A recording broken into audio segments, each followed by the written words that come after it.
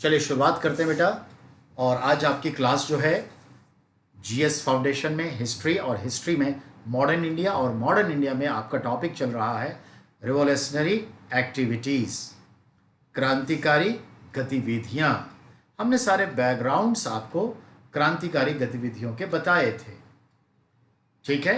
चलिए उनमें से हम एक नाम लेते हैं। क्रांतिकारी गतिविधियों में एक नाम लेते हैं लाल बाल पाल। इनमें से हम लेते हैं बिपिन चंद्र पाल, जैसे हमने कहा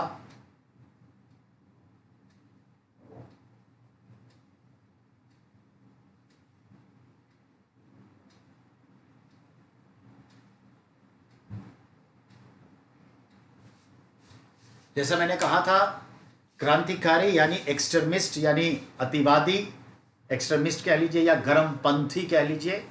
और इनमें हमारे लाल बाल पाल जाने जाते हैं। लाल बाल पाल का संदर्भ जो आता है उसके संदर्भ में, तो लाल बाल पाल में लाल से लाला लाजपत राय, बाल से बाल गंगाधर तिलक, पाल से बिपिन चंद्र पाल होते हैं। तो बिपिन चंद्र पाल बंगाल में नेशनलिज्म को बढ़ाए, बस इतना ही।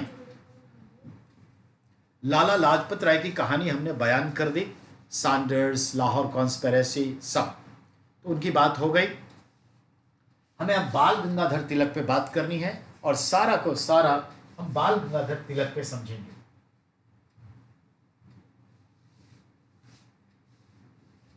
तो लाल बाल पाल में फोकस्ड हमारा होगा लोकमान्य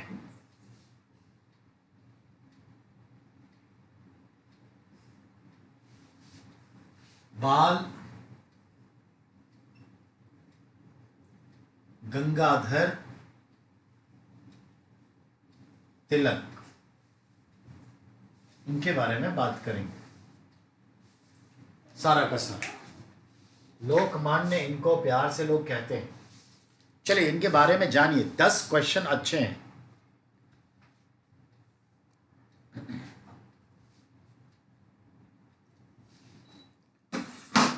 लिसन केयरफुली। पुणे के चित्पावन ब्राह्मण परिवार में पैदा हुए बाल गंगाधर तिलक समय के साथ एक जुझारू महाराष्ट्रियन लीडर हुए और नेशनल लेवल पे अपने नाम छोड़ गए। हालांकि वो कभी भी ऑल इंडिया कांग्रेस पार्टी यानी ऑल इंडिया कांग्रेस कमेटी यानी कांग्रेस पार्टी के अध्यक्ष नहीं बने। बहुत बाद में इनको अध्यक्षता दी गई, पर यह कबूल नहीं किए जानबूझ करके, और इस तरह से हम कह सकते हैं कि उन्होंने कभी भी कांग्रेस की अध्यक्षता नहीं की। पर ये गद्दावर नेता थे, और ये बॉम्बे प्रेसिडेंसी के गवर्नर जो थे, गवर्नर की काउंसिल के मेंबर थे, ये ध्यान में रखना है। बाल गंगाधर तिलक को लोकमान्य यानी जनता के बीच में बड़े माननीय व्यक्ति थे, तो लोकमान्य टाइटल मिलता है। इन्होंने स्वराज शब्द का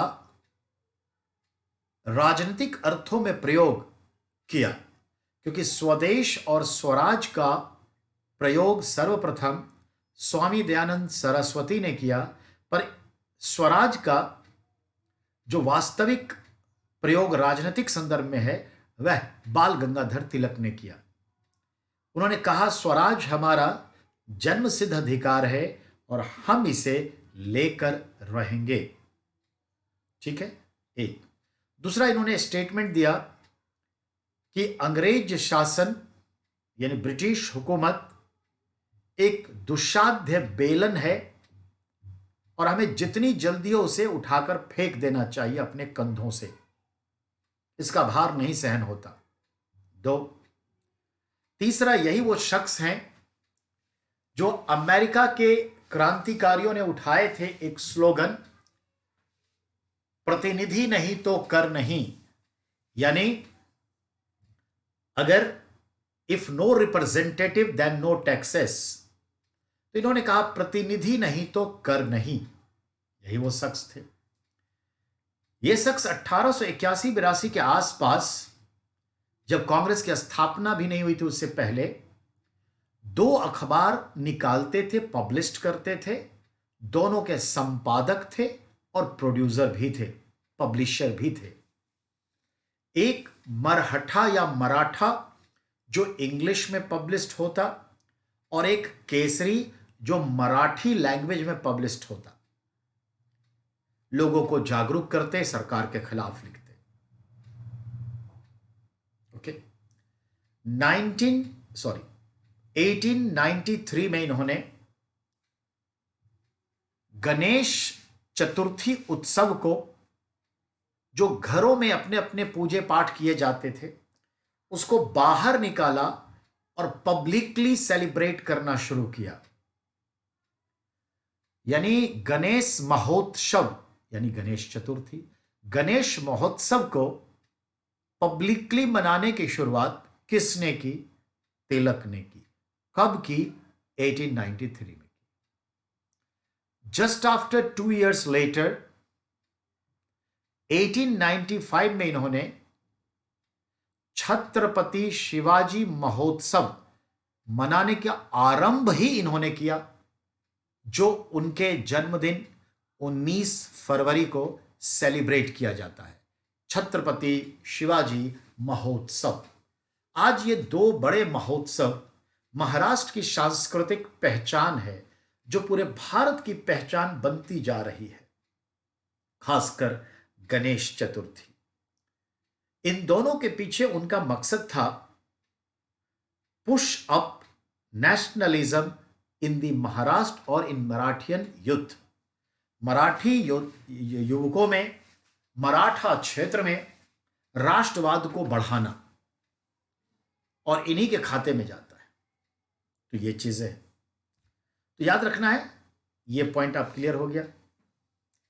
अब आइए 1895 में यही वो व्यक्ति हैं जो सबसे पहले कहा वी वांट कॉन्स्टिट्यूशन, हमें संविधान चाहिए।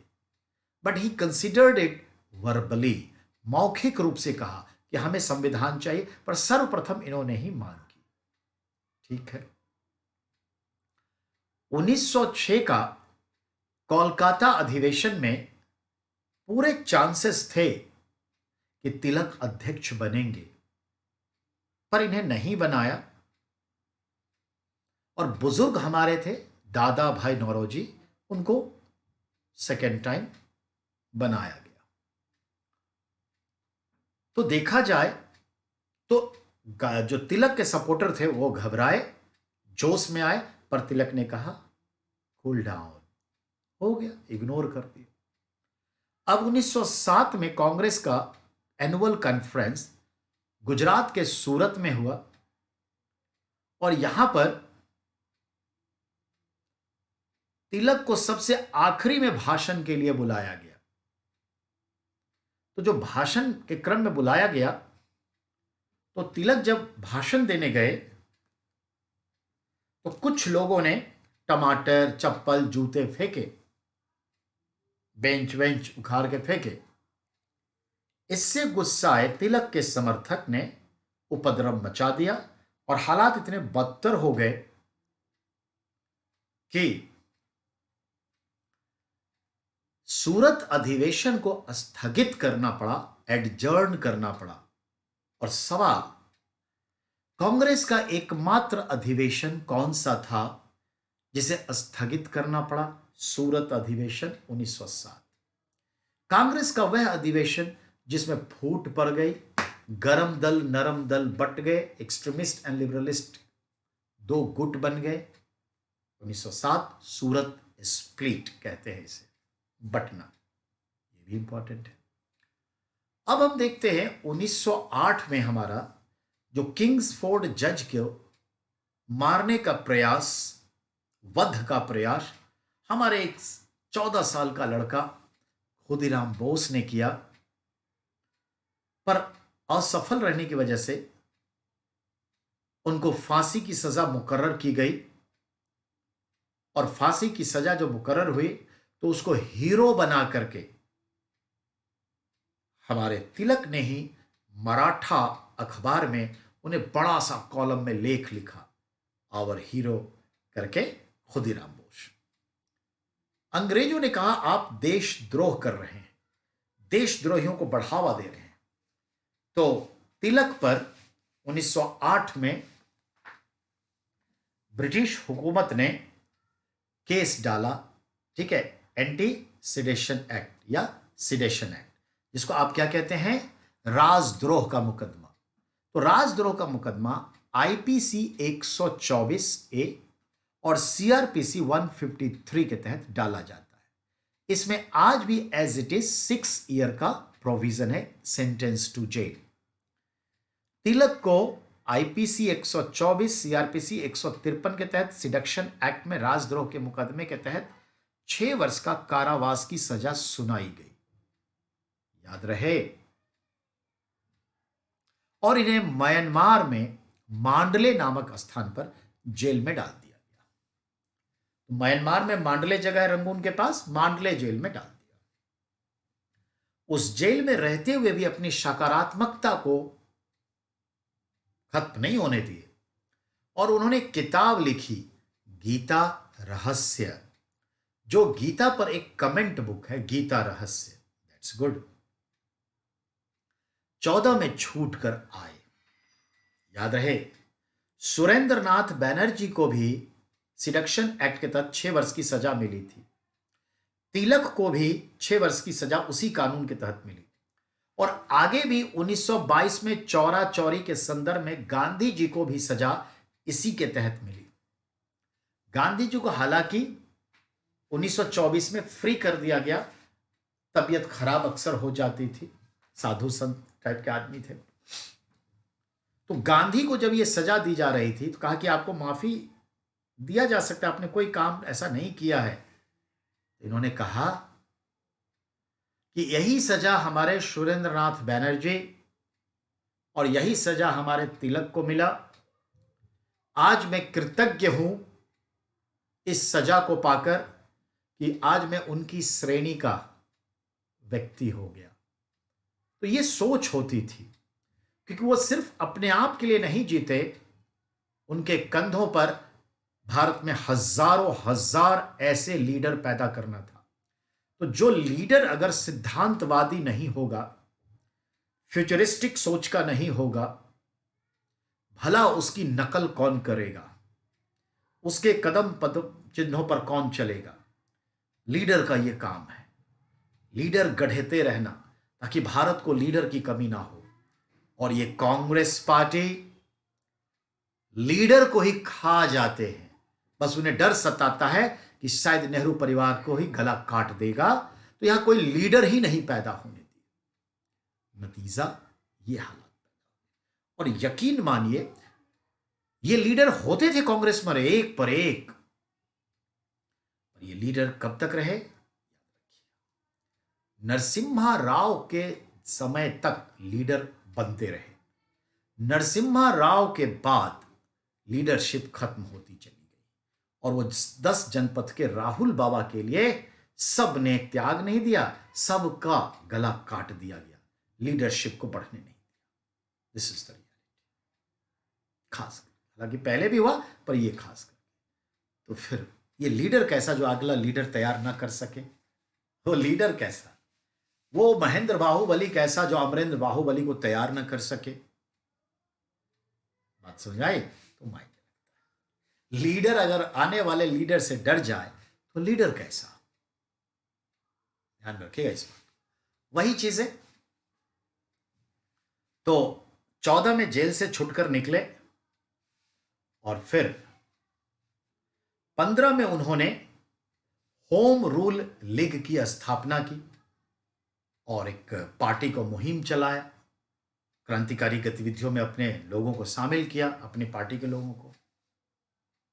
अब हम देखते हैं लखनऊ समझौता जो था, तो लखनऊ में जो अधिवेशन 1916 का हुआ, उसमें कांग्रेस की इतनी भद्दी स्थिति आ गई थी, तभी तो गांधी जी को बुलाना पड़ रहा था कि कांग्रेस की स्थिति अच्छी नहीं है 2015 से, सॉरी 1914-15 से।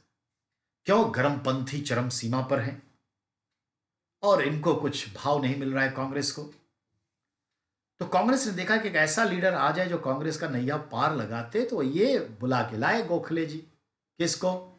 गांधी बाबा को। गांधी जी आए, परिस्थिति बदला। तो लखनऊ में कांग्रेस के तो नुमाइंदे ही, प्रतिनिधि ही नहीं ज्यादा थे, वॉलेंटियर्स जो भीड़ दिखाते।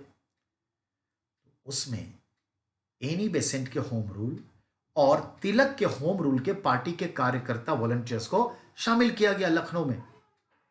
तो ये हालात थे, लखनऊ में उनको शामिल किया गया।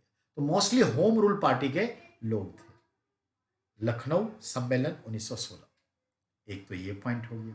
अब आइए, अब होता क्या है कि जो लखनऊ समझौता होता है, मुस्लिम लीग, ध्यान दीजिएगा, मुस्लिम लीग और जिन्ना।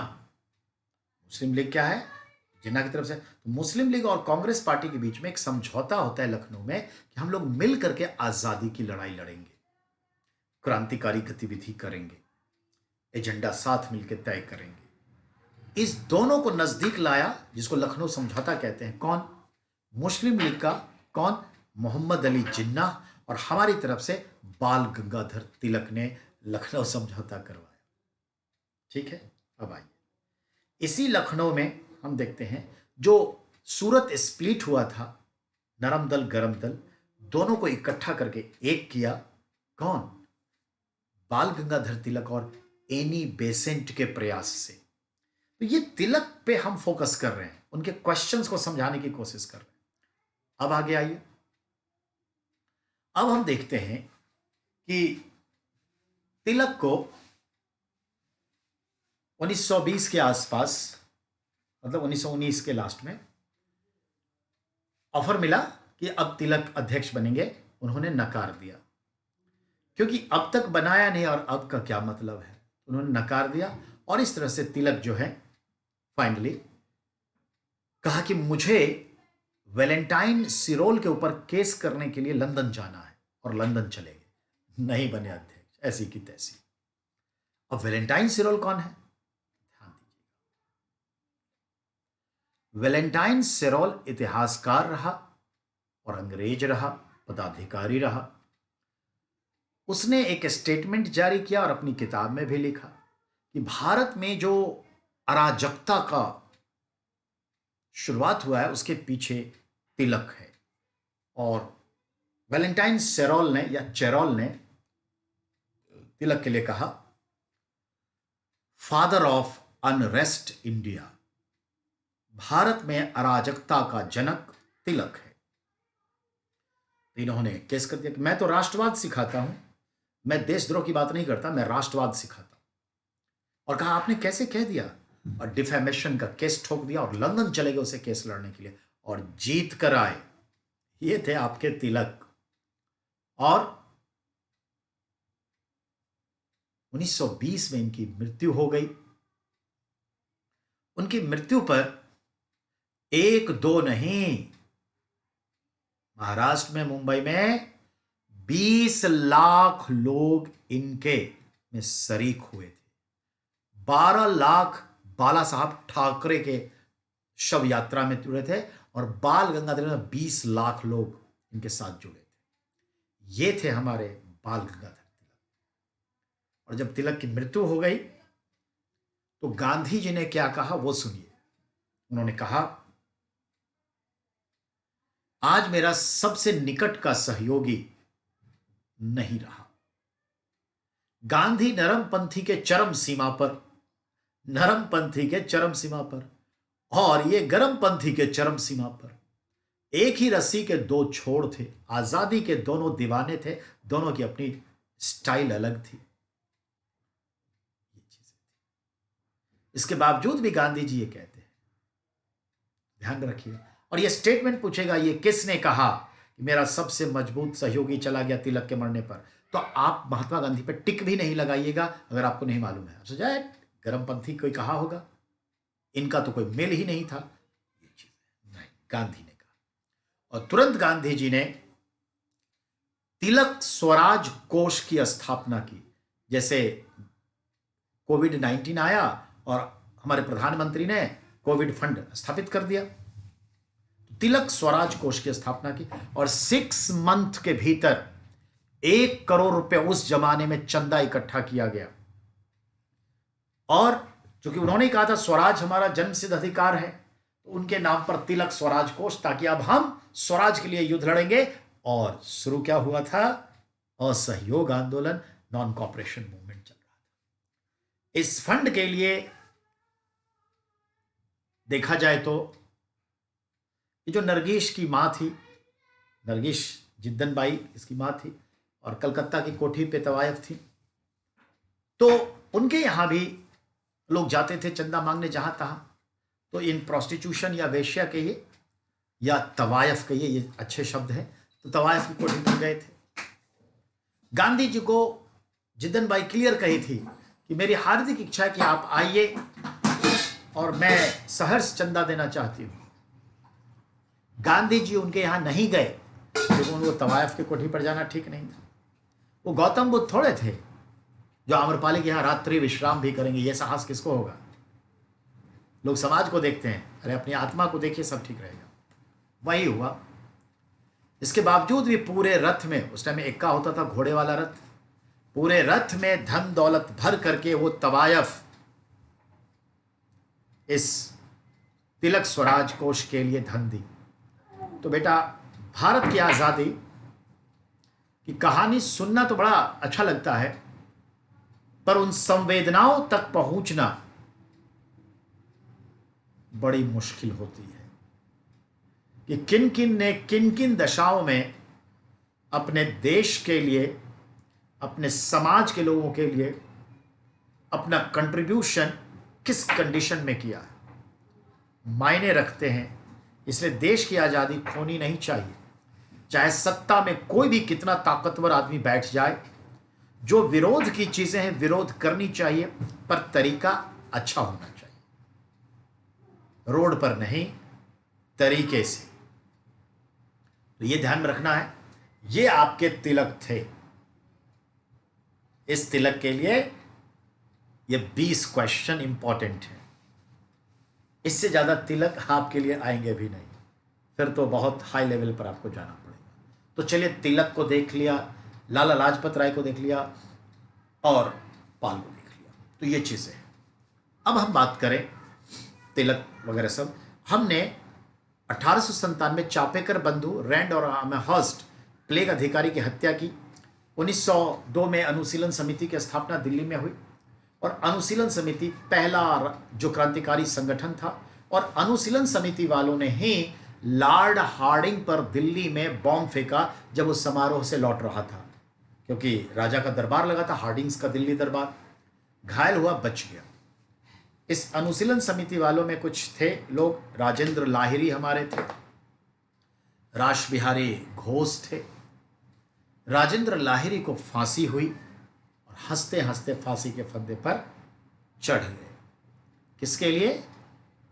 आने वाले सुनील सर के लिए, आने वाले आप लोगों के लिए। ये देश जो है सुरक्षित रहेगा, जज्बा बनाए रखेगा, ठीक है ना? तो ये है। तो राजेंद्र लाहिरी को मौत हुई, रोशन सिंह को फांसी हुई, तो दोनों को फांसी पे चढ़ाया गया। तो ये गतिविधि देखा। अब आइए 1905, ठीक है, 1905।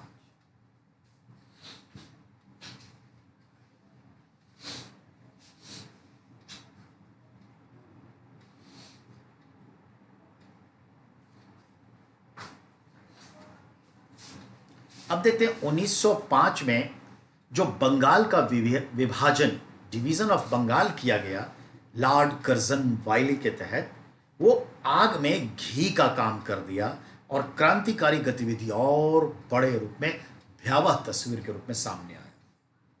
और गरम दल वाले अब ये आगे कि टिट फॉर टैट, जैसे को तैसा, आंख के बदले आंख। तो एक्सट्रीमिस्ट धारा और मजबूत हो गई बंगाल के विभाजन से, जिसके डर से ही देखते हैं कि जो कांग्रेस पार्टी ने अनुनय विनय शुरू किया कि हमें अब कुछ करना पड़ेगा, तो अगर आप हमें कुछ ज़्यादा संवैधानिक रियायत नहीं देंगे तो एक समय आएगा कि क्रांतिकारी गतिविधि बढ़ जाएगी, वरना कांग्रेस पिछड़ जाएगी। अगर कांग्रेस को बढ़ाना है आगे तो आपको कुछ तो रियायत देनी पड़ेगी। तो इसी को ध्यान में रखते हुए उदारवादियों को खुश करने के लिए 1909 का इंडिया काउंसिल एक्ट आया। पता चला उदारवादियों को ही क्रांतिकारी बना दिया। क्यों? क्योंकि धर्म के आधार पर मुसलमानों को आरक्षण देकर के यह काम कर दिया। तो ये चीजें, तो 1905 आग में घी का काम। अब आइए 1908 की बात करते हैं। चलिए हम पहले यह समझते हैं। बंगाल में एक जज साहब थे, किंग्सफोर्ड, और उन्होंने कई क्रांतिकारियों को मौत की सजा सुनाई थी और हमारे क्रांतिकारियों ने उन्हें ब्लैक लिस्ट कर दिया था, इसे मारना है। इसी संदर्भ में एक बालक जो है छोटा सा बंगाल का, जिसका नाम खुदीराम बोस था, यह खुदीराम बोस रेकी कर चुका था कि इसको मारेंगे। 14 साल का लड़का, जज्बात देखिए। और यही हुआ। डर की वजह से, सुरक्षा को ध्यान में रखते हुए, किंग्सफोर्ड जज का ट्रांसफर बंगाल जोन से बिहार के तिरहुत में कर दिया, यानी आज के मुजफ्फरपुर में कर दिया। तो जज साहब मुजफ्फरपुर आ गए, तिरहुत आ गए, साथ साथ उसके पीछे पीछे, 7 समंदर पार में तेरे पीछे पीछे आ गई, यह खुदीराम बोस बिहार मुजफ्फरपुर पहुंच गए। एक ही तमन्ना थी, इस शख्स को मारना है, और वही हुआ। उन्हें वहां एक लंगट सिंह स्कूल का एक विद्यार्थी से मुलाकात हुई, जिसका नाम था, बहुत अच्छा, तो एक खुदीराम बोस और एक प्रफुल्ल चाकी। तो प्रफुल्ल चाकी और खुदीराम बोस ने तय कर लिया कि मारेंगे। अब अक्सर वो फिटन गाड़ी, उस टाइम में जो कार होती थी फिटन गाड़ी, उससे जाते आते थे जनाब। तो क्या होता है कि जज की पूरी सिक्योरिटी रहती थी, आगे भी गाड़ी पीछे भी गाड़ी, किस गाड़ी में बैठा है पता नहीं। उन्हें लगा कि यही गाड़ी होगी, पर्दे लगे होते थे अंदर कपड़े के, दिखाई नहीं देता था। तो उन्होंने एक बॉम्ब फेंका 1908 में, किंग्सफोर्ड जज समझ के, उस गाड़ी पर, जिस गाड़ी पर अक्सर वो जाते थे। पर उस गाड़ी में उस दिन सुरक्षा तो उसकी चली रही थी। किंग्सफोर्ड जज की पत्नी और उसकी सहेली थी, और वो पिछली गाड़ी में थे। बहुत मौका था भाग जाने का।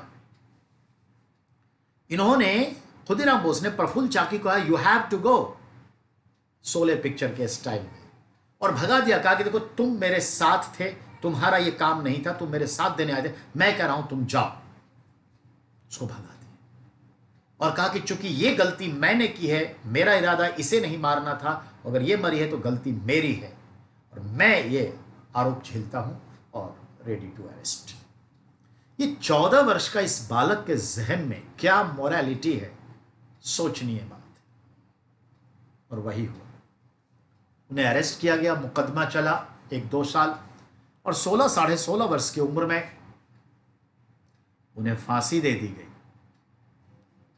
और वो शहीद हो गए, और हमारे लिए सवाल छोड़ गए। भारत के स्वतंत्रता के इतिहास में सबसे कम उम्र का शहीद खुदीराम बोस मायने रखता है। 14 साल का बच्चा आज की तारीख में 9th क्लास में पढ़ रहा होता है। उस टाइम में तो शायद 7th है, क्योंकि 5 साल में एजुकेशन शुरू होता होगा, जो भी है। तो ये थे खुदीराम बोस। प्रफुल्ल चाकी को भी ढूंढा जा रहा था, वो भी विक्षिप्त हो गए, डिप्रेस्ड हो गए, सोचा कि गोली मार लूं, क्या करूं। फाइनली उन्होंने बिहार के सिमरिया घाट है गंगा के पास, मोकामा नाम का एक छोटा सा स्टेशन है, वहां पर गंगा किनारे उन्होंने अपने आप को गोली मार ली। हमारे प्रफुल्ल चाकी, बहुत बच्चे वो भी थे। आज उनके नाम से प्रफुल्ल चाकी हाल्ट, रेलवे का एक छोटा सा स्टेशन है, उनके सम्मान में। तो जब हम गुजरेंगे तब ना हम समझेंगे ये भारत का इतिहास है, तब न समझेंगे भारत का इतिहास है ये चीज। वही हुआ और फाइनली हम देखें तो बात क्या बनी। तो यही, तो ये थे हमारे खुदीराम बोस प्रफुल्ल चाकी 1908 किंग्स फोर्ट जज की हत्या का असफल प्रयास, मुजफ्फरपुर बिहार। और ये आज मुजफ्फरपुर में जगह जगह उनके नाम के स्कूल हैं, कॉलेज हैं, चौक है, चौराहा है, पूरी जज्बात है। तो चलिए आज यहां तक, अब इससे आगे बढ़ते हैं। अब अगली घड़ी में आइए, अब हम देखते हैं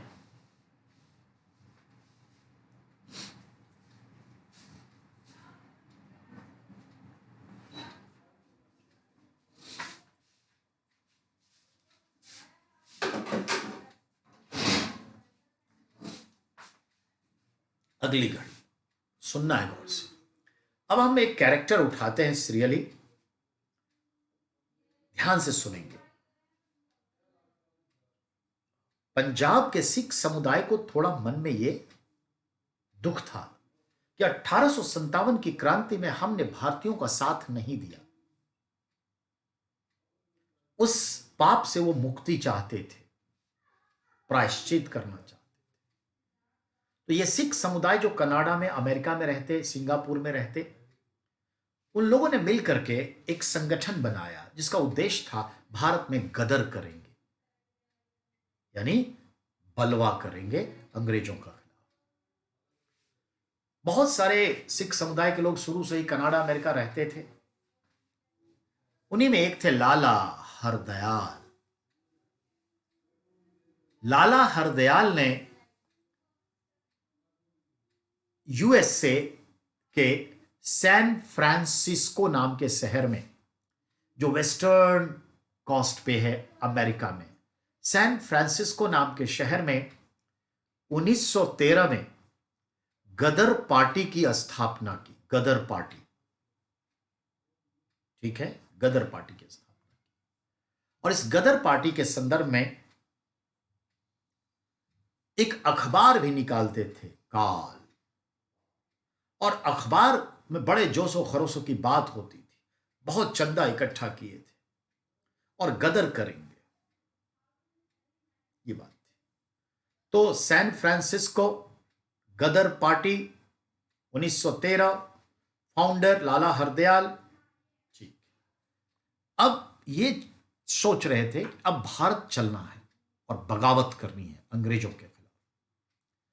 तो इनमें से बहुत सारे उस जमाने के हीरो जो थे, जज्बाती लोग जो थे, उनमें से बहुत सारे लोग एक जहाज किराए पे लिए। हालांकि कुछ असले वगैरह के लिए पैसे भेज चुके थे कि असले वसले हथियार वगैरह खरीदे जा सके। इन लोगों ने जापान का एक जहाज जिसका नाम कामागाटा मारू था, कामागाटा मारू जहाज का नाम, जापानी जहाज, उसको किराए पे, रेंट पे लिया, चार्टर्ड किया कि हम भारत जाएंगे। और ये लोग लद गए, चल पड़े।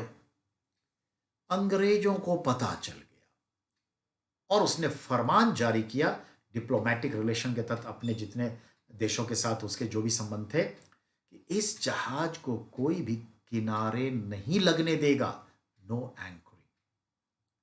तो जब किनारे नहीं लगने देगा, और वो सफर भी 3 महीने का हुआ करता था, तो आप बताइए कि 3 महीने का अनाज तो जहाज पे था नहीं, रसद पानी वानी तो था नहीं, तो हालात क्या होंगे। हालात बदतर होते चले गए। ये कहानी है 1914 की।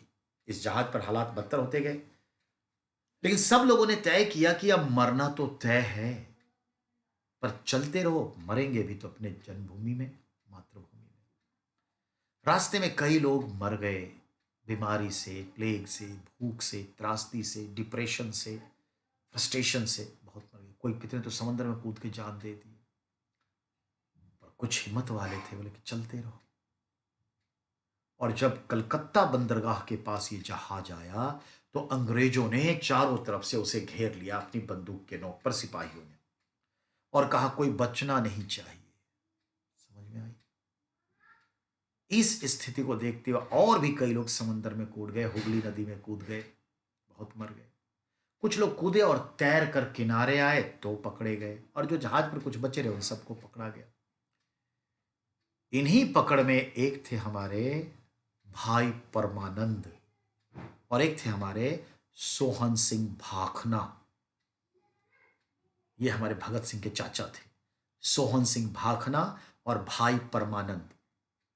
और भी लीडर थे, ये दो बड़े लीडर थे। इन दोनों लीडर को और अन्य लीडर को कलकत्ता में एक जगह है अली नगर, जहां आज म्यूजियम है, चिड़ियाघर है, सेंट्रल जेल है वहां पर। तो अली नगर सेंट्रल जेल में इन लोगों को बंद और मुकदमा चालू।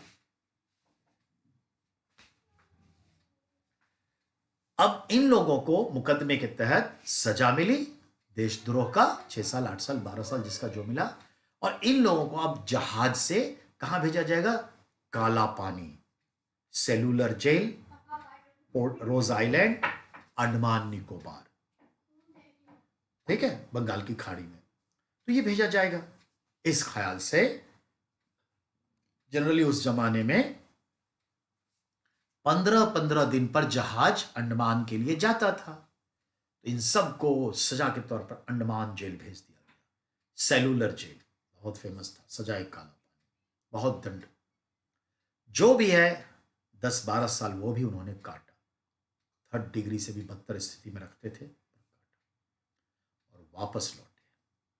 और हमारे देश के ये सूरवीर भाई परमानंद आगे भी राजनीति में आए, पंजाब की राजनीति में सोहन सिंह भाखना भी आए। तो जिसके घर में ऐसे लोग हों तो भगत सिंह तो पैदा होगा ही। तो सवाल ये, तो इस तरह से याद रखिएगा, ये गदर पार्टी, सैन फ्रांसिस्को हेडक्वार्टर, लाला हरदयाल फाउंडर, और 1914 गदर पार्टी के लोगों ने जापानी जहाज कामागाटामारू को रेंट पर लिया और ये घटना असफल रही।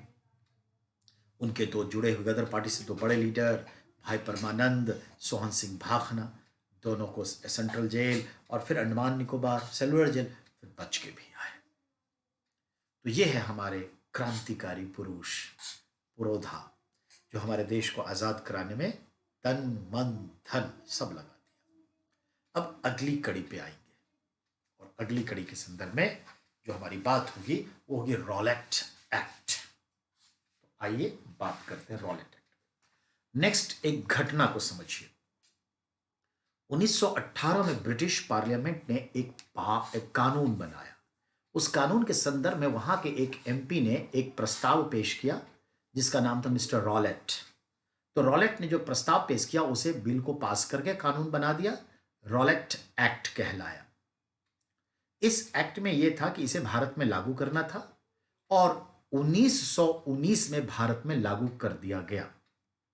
और इस एक्ट के तहत कहा गया था संदिग्ध परिस्थितियों में, हथियार रखने की स्थिति में या संदिग्ध परिस्थितियों में किसी भी भारतीयों को अरेस्ट किया जा सकता है और बिना आरोप पत्र दाखिल किए, without charge sheeted, could be sentence to jail maximum 2 years, और बिना आरोप पत्र दाखिल किए 2 वर्ष तक जेल में रखा जा सकता है।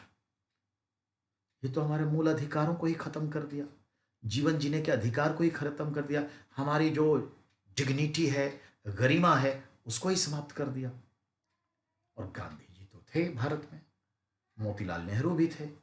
मोतीलाल नेहरू ने कहा कि ये जो है एक्ट गलत है। गांधी जी ने कहा रे ये काला कानून है, इट इज ब्लैक एक्ट, ये काला कानून है। Who consider black act for Rowlatt act? Mister Gandhi. और मोतीलाल नेहरू ने कहा ना अपील, ना वकील, ना दलील, यानी no appellate, no advocacy, no argumentation. यानी जब मुझे अगर कैद कर लिया 2 साल के लिए या 6 महीने 1 साल के लिए और हम पे कोई आरोप नहीं लगाया तो हम किसके अगेंस्ट केस करेंगे? नहीं? तो how I have to appeal in the court, how I have to advocacy in the court, and what is the argumentation without any charge sheeted? तो यही मोतीलाल नेहरू ने कहा, ना अपील, ना वकील, ना दलील, no appellate, no advocacy, no argumentation. तो किसने कहा? ये पूछा। और गांधी जी तो सीधा कहा कि ये काला कानून है, मैं इसके खिलाफ जाऊंगा, इस कानून को नहीं मानूंगा। और उन्होंने कहा देशव्यापी हड़ताल, कंट्री वाइड स्ट्राइक पे चलो। और मुकर्रर हो गया 6 अप्रैल country wide strike. Gandhi ji थे, अब स्ट्राइक हो गया। गांधी जी को मिला कि आप दिल्ली संभालिए, you have to address leadership in Delhi, somewhere else somewhere people. तो गांधी जी मुंबई में थे और चल पड़े ट्रेन से कि दिल्ली पहुंचना है। 1919 के 4 अप्रैल को जब ये दिल्ली के बगल में हरियाणा के पलवल रेलवे स्टेशन पर आए तो पुलिस मौजूद थी। उनको ट्रेन से उतार दिया, कब्जे में ले लिया। और अगली जो भी ट्रेन मिली बंबई के लिए, वहां बैठिए, वापस जाइए, बैक टू पवेलियन, जहां से आए वहां को जाइए। तो अंग्रेजों ने उन्हें पलवल में अरेस्ट करके वापस मुंबई भेज दिया, जहां पर वहां जाके जिन्ना के घर में उन्हें हाउस अरेस्ट कर दिया। जैसे हम फारूक अब्दुल्ला जी को, महबूबा मुफ्ती शहीद को, उमर अब्दुल्ला को और कई गणमान्य व्यक्ति, तो गणमान्य तो नहीं कहेंगे, आतंक मान्य व्यक्ति, आतंकवादियों को मान्य व्यक्ति, तो ऐसे व्यक्तियों को वहां पर रख दिया गया। समझ में आई बात? तो गांधी जी house arrest at Jinnah house Mumbai. पूछेगा गांधी जी को पलवल में कब अरेस्ट किया गया? 4 April 1919 Palwal, back to Mumbai, house arrest at Jinnah house Mumbai. समझ में आई बात? अब जो रॉलेट एक्ट आया तो उसके तहत क्या होता है उसको समझिए। इस रॉलेट एक्ट के तहत पूरे पंजाब में मार्शल लॉ लागू कर दिया, सैनिक तानाशाही। 4 आदमी इकट्ठा सार्वजनिक स्थान पर नहीं हो सकते, कर्फ्यू लगा दिया और लोगों को खूब टॉर्चर किया। पूरे पंजाब का जो लेफ्टिनेंट गवर्नर था जनरल ओ डायर, और डायर का इंग्लिश डिक्शनरी में मतलब भी है क्रूर। और जो अमृतसर का पुलिस कमिश्नर था उसका नाम जनरल ओ नहीं, आर डायर। तो जो बड़ा है लेफ्टिनेंट वो ओ डायर, और जो ये है आर डायर है पुलिस कमिश्नर अमृतसर। अमृतसर में भी लगा है निषेधाज्ञा। और हमारे तो बड़े लीडरान थे, लीडरान यानी लीडर, नेता, डॉक्टर सैफुद्दीन किचलू और दूसरे हमारे महान नेता डॉक्टर सतपाल। इन दोनों को हाउस अरेस्ट करके अमृतसर में रख दिया था। ठीक है, ये वही समय है 1919 जब अमृतसर के स्वर्ण मंदिर में डॉक्टर सैफुद्दीन किचलू को बुलाया गया था। You have to message the people, जनता को संबोधित करिए। एक मुसलमान को अमृतसर मंदिर बुलाएगा, this is the real India's approach. और सुनिए, दिल्ली के जामा मस्जिद में हमारे स्वामी दयानंद सरस्वती के चेले गुरुकुल कांगरी के संस्थापक लाला मुंशीराम उर्फ स्वामी श्रद्धानंद को बुलाया गया। You have to come from the member of the Jama Masjid, address the दिल्लीइट्स। तो दिल्ली के जनता को संबोधित किया। और आपसे सवाल यह पूछता है कि स्वतंत्रता आंदोलन के दौरान वह समय कौन सा है इसमें जब हिंदू और मुसलमानों में सबसे ज्यादा एकता देखी गई? Then your answer will be 1919। समझ में आई बात?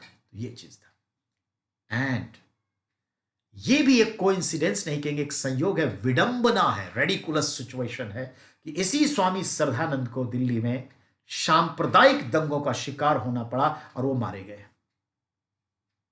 और जहां मारे गए आज उन्हीं के नाम पर सड़क का नाम है स्वामी श्रद्धानंद मार्ग, जो पहले जीबी रोड के नाम से जाना जाता, जहां मोस्टली प्रोस्टिट्यूट सब रहती हैं, वेश्याएं रहती हैं। तो ये चीज है, ठीक है, ध्यान में रखना। Point clear? तो ये ध्यान रखना है। अब आइए, तो ये था। अब क्या होता है कि हम अपने सैफुद्दीन किचलू इन सब लीडर को छुड़ाना चाहते हैं, और छुड़ाने के संदर्भ में अब रोड पे निकल नहीं सकते, लॉकडाउन है, समझ गए होंगे आप। तो हम इंतजार किया बैशाखी का। 13 अप्रैल 1919 को बैशाखी का पर्व जो अक्सर होता है उस साल भी था।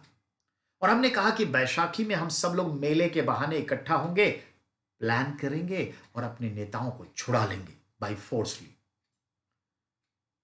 बैसाखी का दिन हम इकट्ठा हो गए जलियांवाला बाग, अमृतसर, पंजाब। मेले भी देखे और गोष्ठियां भी होने लगी। किसी इन्फॉर्मर ने, स्लीपर सेल में तो होते ही है, इन्फॉर्मर ने police commissioner general R Dyer को बता दिया। आर डायर पूरी फौज के साथ धमक गए और वो जो पार्क था उसमें एक ही एंट्रेंस और वो भी संकरा था, बाकी चारों तरफ से बिल्डिंगें थी, कहीं आप जा नहीं सकते। ऐसे में हम घिर गए और हमें चेतावनी भी नहीं दिया और हमारे सीनों को छलनी कर दिया।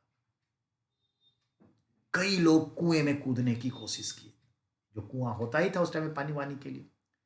कई लोग कुछ भी किए, लेकिन बेतरतीब गोलियां चली, मार दिए गए। इसी को कहते हैं जलियांवाला नरसंहार मासाकेर, जेनोसाइड कर दिया हमारा। जलियांवाला कांड 13 अप्रैल शाम के 4 बजे 1919, जलियांवाला, अमृतसर। समझ में आई? तो ये हुआ। अब देखिए क्या होता है। हम लोगों ने इसकी घोर निंदा की और जो कर सकते थे किए। हमें सांत्वना देने के लिए उसने जो है एक कमीशन सेटअप कर दिया, जिसमें 2 भारतीय, आशुतोष कुमार एक और थे, 2 भारतीयों को भी रख दिया दिखाने के लिए कि देखिए भारतीय भी हैं और जांच होगी इस खून खराबे की। विलियम हंटर कमीशन, ठीक है, attach with 2 Indians member also like Ashutosh Mukherjee and so on. तो विलियम हंटर कमीशन ने अपनी रिपोर्ट दी। तो रिपोर्ट के तहत तो सबसे पहले इस पे सब लोग आएंगे, तो सब लोग आएंगे तो आर डायर को बुलाया गया। आर डायर से पूछा बहुत सारे सवाल, उसमें यह भी एक सवाल कि तुमने हिम्मत कैसे की गोली चलाने की, इतनी सारी भीड़ में बलवा हो जाता, तुम इतने थे। तो बोला मैं सबक सिखाना चाहता था। फिर उसने कहा कि तुमने इतने फायर क्यों किए, क्योंकि वो जो रिपोर्ट दिया हंटर कमीशन ने, उसने क्लियर कहा 1600 गोलियां चली थी, 1600 राउंड्स फायर, 379 लोग मार दिए गए, कत्ल, 1200 लोग घायल हुए, 1200 लोग इंजर्ड हुए, 379 डेथ और 21 गोली, अगर गोली के हिसाब से देखें तो 1600 गोलियां और ये आंकड़े तो 21 गोली फालतू। एक स्टूपिड क्वेश्चन भी हंटर आयोग ने पूछा कि तुमने 21 गोली क्यों बर्बाद की। उस पे ये रौबदार आर डायर कहता है इसके लिए क्षमा चाहता हूं, कोई निशाने पर नहीं आया। देखिए कितना भीरूपन है। तो हम ऐसे ही गाजर मूली की तरह काटे जाते थे। जेनोसाइड किया। हमने इस रिपोर्ट को नहीं माना क्योंकि ये तो 2000 से भी ज्यादा मौतें हुई थी और हमने इससे ज्यादा पूरे पंजाब में मार्शल लगा के टॉर्चर किया था, उससे मारा था। तो हालात इतने बदतर कर दिए थे, अब हमें बर्दाश्त नहीं था। हमने सीधा कहा, गांधी जी ने कहा कि ये सरकार से अब सहयोग करना पाप है। और हमने क्या शुरू किया, असहयोग आंदोलन की शुरुआत कर। ये तो देखा, पर हम इसी से एक कड़ी निकालना चाहते हैं। इस कड़ी के तहत ये देखिए, ये जो आर डायर है उसको जबरदस्ती सस्पेंड करके इंग्लैंड भेज दिया ताकि हमारा गुस्सा कम हो सके। लेकिन वहां पर जाके ब्रिटिश पार्लियामेंट में उसे आमंत्रित किया गया, इनवाइटेड, और उसे एक तलवार दिया गया ऑनर में और उसे एक टाइटल दिया गया, लायन ऑफ ब्रिटिश एम्पायर, यानी ब्रिटिश अंपायर का शेर कहा गया। तो हमारी यही बदकिस्मती थी। समझ में आई बात? और समय के साथ ये दोनों रिटायर्ड होके गए, एक तो ऐसे ही भेज दिया, दूसरे भी गए। पर एक बालक था जो इस जलियांवाला बाग में अपने चाचा का हाथ थामे हुए था। उस टाइम में वो नाबालिग था, पर उसके दिमाग में वही जुनून था कि इसको बदला लेना है। और समय के साथ हम देखते हैं कि उस शख्स को श्याम जी कृष्ण वर्मा लेकर गए और उसको लंदन में रहते थे, पढ़ाते लिखाते थे और वो रॉबिन हुड की तरह रहते थे। ठीक है, रॉबिन हुड की तरह रहते थे और दिन में पढ़ाई लिखाई, प्रोफेसरशिप, अब पूरे पॉलिटिशियन से जान पहचान सब था, उनका व्यापार वाणिज्य भी था। और रात के अंधेरे में लंदन शहर से दूर अपने इस क्रांतिकारी विद्यार्थियों को लेके जाते थे और पूरा इतिहास याद दिलाते थे कि जो वहां पर बच गया भारत में, वो गंदे अंग्रेज, बैड वर्ड्स, ब्लैक लिस्टेड, जो रिटायर्ड होके यहां आ गए, यहां नहीं बचना चाहिए, यहां तक तुमको पीछा करना। उसको हथियार चलाने का पूरा ट्रेनिंग देते थे। ऐसे ही ये शख्स को ट्रेनिंग मिला, आना जाना हुआ पॉलिटिशियन के साथ, वो बताते थे मेरा शिष्य है, और वो शख्स एक दिन गुल खिलाता है। 1940 में किंगस्टन हॉल लंदन में आर डायर और ओ डायर, दो डायर थे वहां। आर डायर को मारने का तो मौका नहीं मिला क्योंकि वो मर गया पहले, मौका नहीं मिला मारने का, पर O'Dwyer lieutenant governor of Punjab, वो जिंदा था। तो किंगस्टन हॉल 1940 लंदन में प्रवेश किए उस शख्स ने, जिसका नाम मैं अभी नहीं खोल रहा हूं, और किताब के अंदर रिवॉल्वर, और वहां जाके बहुत प्यार से बातचीत करते हुए और अटेंशन क्रिएट करवा के गोली चला दी, दो तीन गोली मारे, और इस तरह से डायर, ओ डायर समाप्त। और फिर अपना उन्होंने स्पीच दिया और अरेस्ट करवाए, कोई दिक्कत नहीं। पार्लियामेंट स्ट्रीट वहां पे ही है, वहां भी थाना है, police station.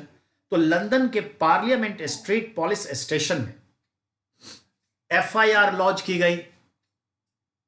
First information report, tell me your name. बताइए आप लोग में से कौन जानते हैं उनका नाम क्या था?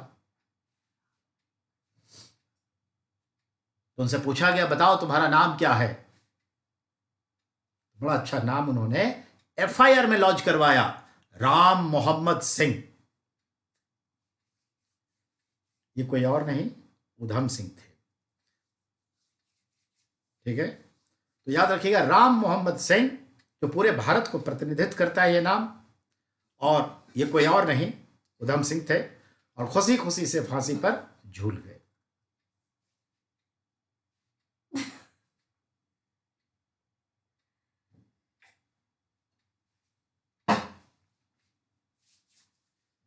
तो याद रखना है, मैंने पहले ही कहा कि ये क्रांतिकारी गतिविधियां हैं। भावनाएं अपना रूप ग्रहण करेगी, क्योंकि मैं हृदय से पढ़ाता हूं और मैं इसको जीता हूं। मैंने अपने पिताजी से, दादाजी से तो मौका नहीं मिला, गुजर चुके थे, पर अपने पिताजी से सारी कहानी सुनी है भारत की जबानी, तो मैं समझता हूं ये दर्द।